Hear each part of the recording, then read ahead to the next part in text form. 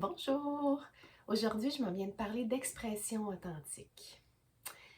Je ne sais pas si tu vas te reconnaître, moi, dans mon monde à moi, on m'a appris la politesse et la gentillesse. On m'a dit, quand j'étais plus petite, OK, on est poli. On dit les choses que les autres veulent entendre. On dit les choses qu'on sait qui ne dérangeront pas les autres. On remercie, quand les autres nous disent quelque chose, on acquiesce. Moi j'ai appris à être gentille et polie. Et j'ai appris que communiquer, c'était être à l'écoute, être douce, être neutre, pas dire des choses qui vont déranger les autres, être plutôt tolérante et faire des compromis. Donc, ça m'a pas vraiment appris, moi, à me connaître, me reconnaître ma vérité intérieure, l'honorer, être fière de ce qui est là, être fière d'en prendre la responsabilité puis de la partager aux autres. Il y avait comme une peur qui est là de hey, si je nomme qu'est-ce qui est là, ben je vais peut-être créer du conflit, je vais peut-être me faire attaquer, euh, peut-être que je vais être rejetée, euh, je vais peut-être être dénigrée. Ou si je me mets à dire réellement ce qui est là pour moi, peut-être que je vais perdre le contrôle de mes émotions, je vais, je vais plus justement être dans la posture de neutralité où tout va bien, tout est correct, je vais peut-être perdre le contrôle. Ou me montrer aussi telle que je suis à l'intérieur, montrer ma vulnérabilité, montrer mes intentions. Ça fait peur, ça aussi. Alors ça, c'est toutes des raisons qui font que je reste dans le je suis polie, je suis gentille, parce que j'ai toutes ces peurs-là qui font que si je m'exprime, je réexprime réellement ce qui est là, tout ça peut m'arriver, alors je continue à être polie et gentille. Mais qu'est-ce que ça apporte, ça, cette façon de communiquer-là? Ben, quand on sait que 80% de la communication, 80% de ce qu'on capte de la communication, c'est le non-verbal. Donc, c'est le ressenti, c'est les intentions derrière ce qui est dit. Il y a seulement 20% qui est le verbal. Donc, qu'est-ce qu'on fait quand on offre une expression qui est non authentique? Bien, on se met à créer de la confusion. Parce que notre interlocuteur, lui, il capte 80%, il va capter ce qui est vivant pour nous réellement. Notre vraie vérité qu'on n'ose pas dire, elle est captée pareil. Mais on dit le 20%, dit le contraire du 80%. Donc, dans le corps de l'autre personne se met à se déployer plein de processus de protection. Parce que là, il y a des interprétations qui sont faites. OK, moi j'entends ça, mais je ressens ça. Donc là, il y a du doute qui se met en place, il y a de la méfiance, il peut y avoir de la peur, consciente ou inconsciente. Il va y avoir toutes sortes de mécanismes qui vont se mettre en place, de la honte, du doute sur soi-même, de la gêne. Parce que ce qui est capté n'est pas la même chose que le message. Alors, c'est super important de comprendre ça, que peu importe si on essaie de transformer notre vérité et le message pour qu'il soit, on va dire souvent on le fait parce qu'on veut, on a des bonnes intentions, hein? On ne veut pas déranger, on ne veut pas blesser, on ne veut pas... mais on le fait, c'est ce qu'on fait quand on n'est pas authentique. On dérange, on blesse, on crée du malaise. Alors, de comprendre ça, puis de comprendre que quand on offre de l'authenticité, quand on offre réellement ce qui est là, même si parfois c'est difficile à dire ou à entendre, on installe des bases qui peuvent vraiment créer de la connexion parce que là, 80% du message, le 80% et le 20% vont être identiques. Donc, la personne en face de nous, même si c'est pas facile à entendre ce qu'elle va entendre, ça s'apaise en elle parce qu'elle fait comme OK, oui, je sens que c'est vraiment vrai ce qui est là. Donc, je peux vraiment m'y fier et je peux essayer de trouver. Puis, tu sais, je sens aussi, hein, quand on est dans la pleine authenticité, c'est qu'on prend aussi la pleine responsabilité de soi. Et ça aussi, notre interlocuteur le ressent. Sent que, OK, la personne me dit vraiment ce qui est là et elle en prend vraiment la responsabilité. Alors, je peux entamer le processus dialogique et relationnel avec cette personne-là en toute confiance. Je peux moi aussi me déposer dans mon authenticité si l'autre le fait, si l'autre me montre sa vulnérabilité. Alors, ça me permet à moi aussi de le faire. Donc, amener de l'authenticité, c'est amener tous les ingrédients pour créer réellement une relation vraie et de la connexion vraie et déployer mutuellement, hein, s'élever ensemble puis déployer mutuellement toute notre vitalité.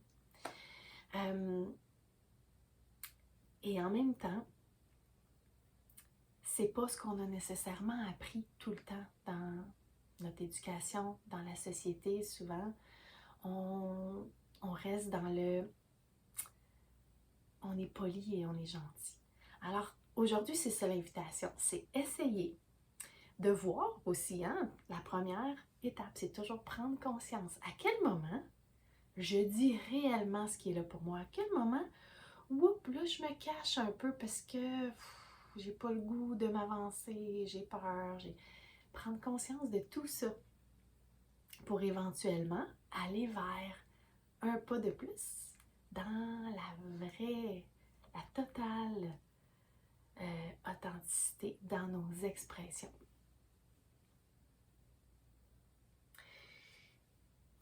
Alors, l'expression authentique, c'est vraiment une expression qui est totalement responsable, qui est bienveillante pour soi. Parce que quand je me nomme pas, puis que je me censure, je me fais violence à moi. Parce que tous les non-dits que je garde à l'intérieur de moi créent de la tension. Hein, c'est comme les émotions qu'on garde à l'intérieur de nous. Ils se logent en nous, puis ils créent de la tension, puis ça garde, ça peut garder de l'irritation, de la frustration, ça crée des blocages à l'intérieur de nous, de la déception de pas avoir réussi à dire réellement ce qui est là. Ça baisse notre estime de nous. Parce que quand on ose réellement se nommer, ben c'est qu'on est fier de nous, on s'honore, on se montre. Donc, l'expression authentique, elle veut amener tout ça. Puis on veut aussi faire la différence entre être authentique dans nos opinions et nos jugements, hein, parce qu'on peut se dire, moi je suis une personne super authentique, tu me demandes mon opinion, je te dis exactement ce que tu sais, ma pensée. Puis ça, c'est parfait. Et en même temps, on veut faire la différence entre être authentique dans ses opinions et ses jugements Et être authentique dans montrer son monde intérieur, sa vulnérabilité, ses émotions. Hein? C'est deux choses différentes. Moi, si je suis authentique dans me montrer réellement, montrer qu'est-ce que je vis à l'intérieur de moi, ben, c'est pas la même chose que quand j'exprime une opinion de façon authentique. Donc là, l'expression authentique, c'est vraiment nommer notre monde intérieur, nos émotions, notre vérité, ce qu'on ressent. Alors, on va faire ça en utilisant les 4 étapes dont j'ai déjà parlé dans la communication non violente, qui sont l'observation, le sentiment, le besoin et la demande. Donc, on va utiliser ces étapes-là pour exprimer avec responsabilité notre authenticité. C'est les 4 étapes, c'est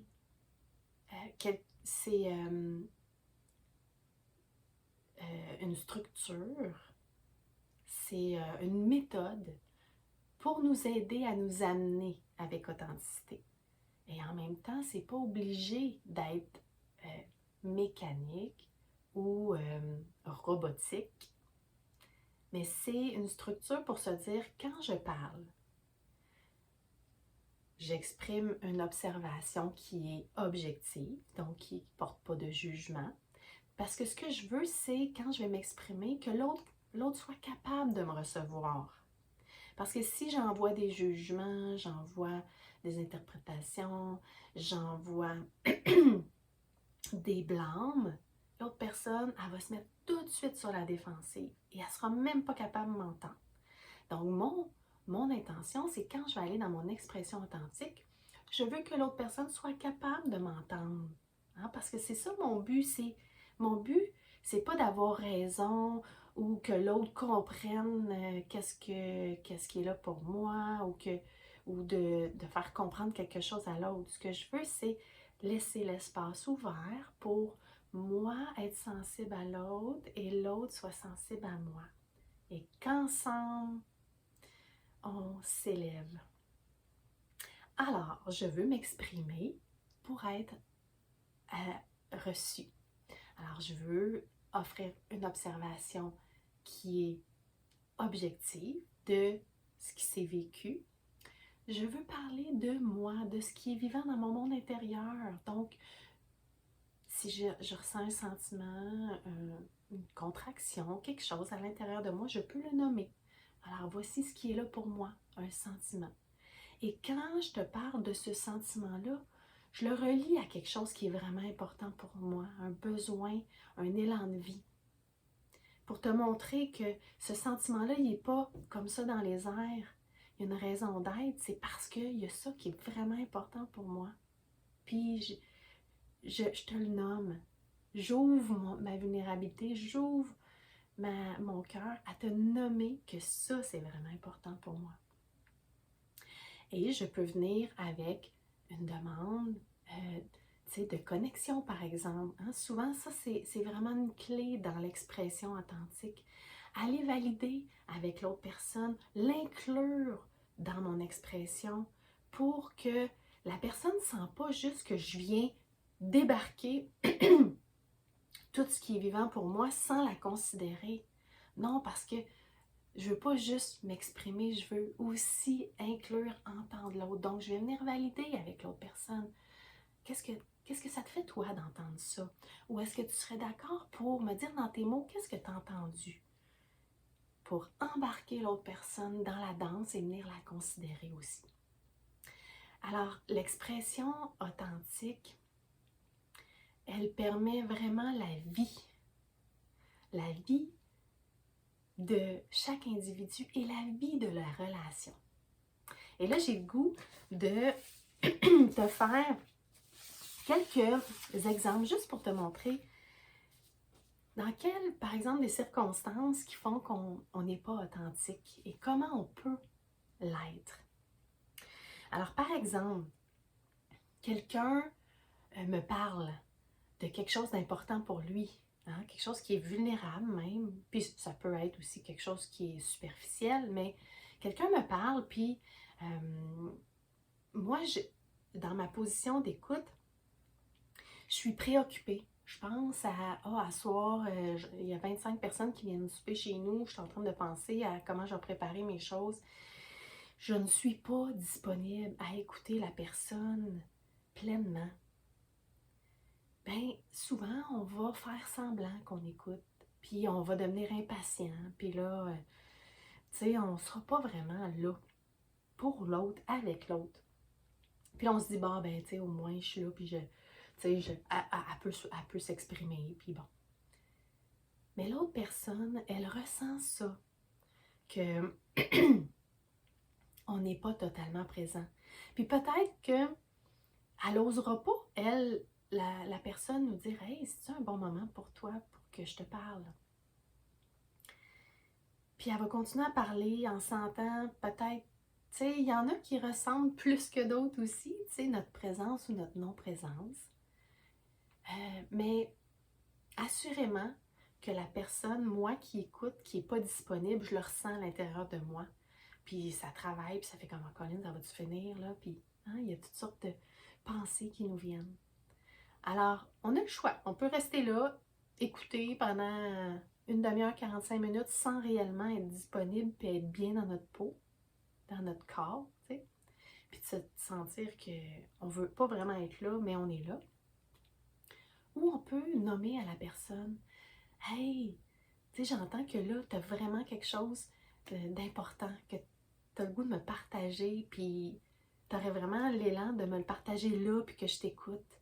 Puis il y a une partie de moi qui aimerait vraiment ça t'écouter, et en même temps, je me sens pas totalement disponible en ce moment. J'ai mon souper que je pense, puis tu sais, j'ai vraiment à cœur que quand tu me parles, je sois totalement disponible, mais là, j'arrive pas là à faire du calme dans ma tête puis dans mon aide pour être totalement disponible pour toi. Alors, est-ce que tu serais d'accord pour que peut-être demain, en avant-midi, on s'appelle, puis là, je vais vraiment me sentir vraiment disponible pour toi ou qu'est-ce que tu sais? Puis là, on vient voir, on vient valider avec l'autre personne. Ça serait-tu une stratégie qui serait bonne pour toi? Comme ça, la personne, elle, quand elle nous parle, elle veut qu'on l'écoute. Elle ne veut pas parler dans le vide. Donc, elle va être beaucoup plus heureuse qu'on lui nomme que c'est peut-être pas le bon moment et en même temps, j'ai à cœur de t'écouter. Fait qu'elle va vraiment se sentir considérée là-dedans, beaucoup plus que si on l'avait écouté sans vraiment être là. Un autre exemple, j'ai un rendez-vous avec quelqu'un. La personne arrive 30-45 minutes en retard. Puis là, je me sens vraiment irritée parce que pour moi, c'était vraiment un rendez-vous important. Euh, J'avais pas beaucoup de temps non plus. J'avais autre chose après. Puis bon, fait que je sens de l'irritation, de la colère. La personne arrive. Ah ouais, bon, je suis en retard. Puis là, moi, ben, pour pas déranger, pour pouvoir profiter du moment qui nous reste, pour pas blesser l'autre personne, je vais dire, ah ben non, c'est pas grave, c'est correct. Mais à l'intérieur de moi, ça bouille. À l'intérieur de moi, c'est pas ça que ça dit. Mais je vais pas le nommer parce que je veux pas déranger, je veux pas soulever de la poussière, je veux, ok, être gentille, tu sais, me dire, ouais, non, ben oui, franchement, prends sur toi, Lucie, là, tu sais. Alors, qu'est-ce que ça fait, ça? Ben, ça fait que pendant toute la rencontre, moi, je vais avoir ça à l'intérieur de moi, cette colère-là, cette irritation-là, qui ne sera pas apaisée, puis ça va teinter toute la rencontre.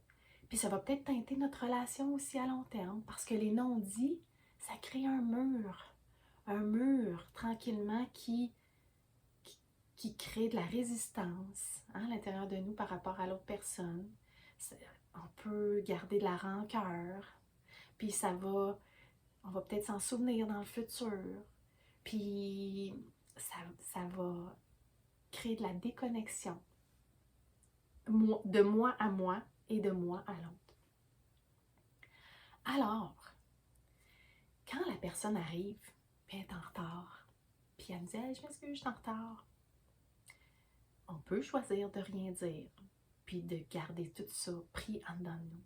Ou on peut prendre la totale responsabilité de ce qui est là, puis le nommer à l'autre personne, puis lui dire « Hey, ben oui, j'entends que tu es désolée, il t'est arrivé plein de choses, tu es en retard. » Puis juste là, j'aimerais ça te nommer ce qui est vivant pour moi, parce que j'ai à cœur que quand on va passer le moment ensemble, que ça soit un moment où on puisse vraiment connecter. Puis là, en ce moment, à l'intérieur de moi, je me sens irritée. Il y a une partie de moi qui est irritée, qui est en colère. Euh, ben, tu sais, en voyant que tu arrives 30-45 minutes en retard, plus tard que l'heure qu'on s'était dit, parce que j'ai à cœur qu'on ait du temps ensemble. Tu sais, peut-être que là, ça peut être toutes sortes de raisons, mais tu sais, il y a quelque chose de super important pour moi dans utiliser tout le temps qu'on peut avoir ensemble parce que c'est précieux pour moi. Ou, tu sais, le respect de l'heure, c'est important pour moi parce que j'ai pas beaucoup de temps où j'avais quelque chose d'autre à faire après. Ou, tu sais, la considération, tu sais, il y a quelque chose de très important pour moi dans la considération de, de chaque personne.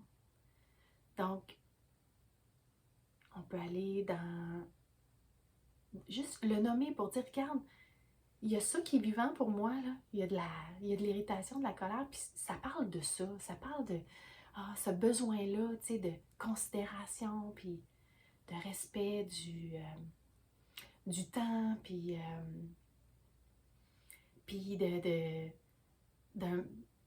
de ce moment de qualité que j'avais à cœur de passer avec toi.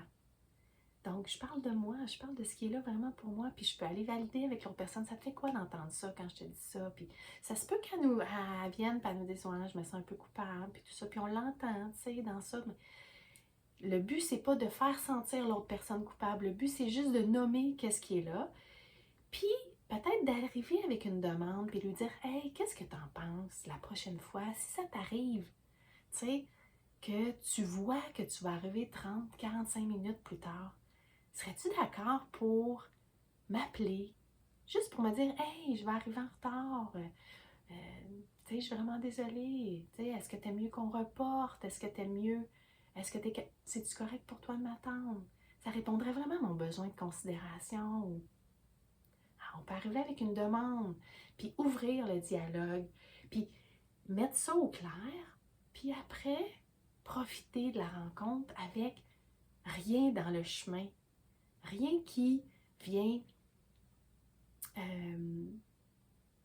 qui va nuire à la connexion entre les deux. Un autre exemple, un dernier exemple, par exemple, quelqu'un m'invite, bon, pour ma fête, m'offre une journée spa, tout payé avec elle. Ben, je pourrais être tentée de dire « Ah oui, merci, c'est gentil. » Mais moi, j'haïs ça, les spas. Je suis pas capable. Je me sens pas bien dans un spa. C'est pas quelque chose d'agréable pour moi. Mais je peux avoir appris à dire, ben quelqu'un t'offre quelque chose en cadeau, tu l'acceptes. Tu sais, c'est l'intention qui compte. Puis, mais qu'est-ce qui va arriver si je dis oui? Je vais passer la journée au spa. Oui, je vais être contente d'être avec la personne, mais je vais pas aimer mon expérience, je serai pas heureuse. Alors, j'ai toujours le choix. Mais si je choisis d'être dans l'authenticité, je peux le nommer à la personne. Hey, je me sens tellement touchée là en ce moment que tu aies pensé à moi pour passer un moment de qualité ensemble. C'est tellement important pour moi, c'est comme un super cadeau. Puis en même temps, j'aimerais ça te nommer que moi, le spa, j'aime pas ça. Je me sens pas. c'est pas une place où je me sens à l'aise, où je peux me déposer, ou, tu sais, c'est pas quelque chose que j'apprécie, mais en même temps, j'aimerais vraiment ça, passer une journée avec toi, ça m'enchante vraiment. Est-ce que tu serais d'accord pour que, on essaye de voir une activité que tous les deux on aime, puis que on pourrait passer ensemble, puis que ça nous réjouirait tous les deux? L'autre personne, ça se peut qu'elle soit déçue que son cadeau soit pas le cadeau qu'on aurait voulu. Et en même temps, on lui nomme que, tu sais, c'est que passer du temps avec elle, c'est vraiment quelque chose qui nous tient à cœur. Tu sais, donc on, on rejette pas la personne, mais on lui nomme que ça, qu'est-ce que ça nous fait? Tu sais, si j'y vais avec toi au spa, contente d'être avec toi, mais en même temps, je serais pas vraiment bien, moi, à l'intérieur de moi. Puis j'ai à cœur de, justement, d'être vraiment authentique avec toi, puis quand on est ensemble, tu sais, qu'on puisse réellement être dans la joie tous les deux, tu sais, dans le bonheur tous les deux. Donc, c'est des invitations vraiment à nommer ce qui est là, dans la bienveillance de nous et de l'autre, parce que l'autre va être bien plus heureux de savoir que même s'il y a une petite déception, que son cadeau, que son idée au spa soit pas la meilleure pour l'autre personne, la personne va être beaucoup plus heureuse d'entendre que, ouais, on trouve-tu une autre idée ensemble pour une activité ensemble, qu'on va toutes les deux être heureux, que d'arriver au spa puis de ressentir, hein, dans le 80% de la communication, qu'on n'est pas vraiment bien là où on est, puis que la personne, elle ne comprendra pas vraiment. Je l'amène au spa, je la sens pas vraiment heureuse, je comprends pas. Hein? Fait que c'est ça le cadeau qu'on fait à la relation. Oui, des fois, on nomme des choses qui sont moins faciles, et en même temps, on sait qu'avec la personne, on va toujours être dans la vérité. Donc, on va toujours être en réelle connexion avec l'autre personne. Et ça, c'est un grand cadeau. Un grand cadeau à s'offrir puis à offrir à l'autre et à offrir à la relation. Alors, je t'invite vraiment le plus souvent possible. Peut-être qu'au début, ça va être juste de prendre conscience de «Oh, là, j'aurais dit non, mais j'ai dit oui». Comment je me suis sentie quand j'ai dit oui, quand j'aurais voulu dire non? Comment je me sens? J'en prends conscience. Puis la prochaine fois, peut-être que je vais avoir le courage. Hein, c'est des petits pas qu'on fait. Puis au début, ils sont plus difficiles à faire. Puis plus qu'on va ressentir à l'intérieur la paix qui s'installe quand on est authentique avec nous, quand on s'honore, quand on se respecte nous-mêmes, quand on va ressentir tout ce bien-être-là, on va avoir, ça va être beaucoup plus facile d'aller vers des expressions authentiques parce qu'on va savoir les bienfaits que ça nous fait à nous et dans nos relations. Alors voilà, je t'invite vraiment à explorer ça le plus possible dans ta vie. Puis, je te souhaite une belle semaine et on se revoit dans la prochaine vidéo.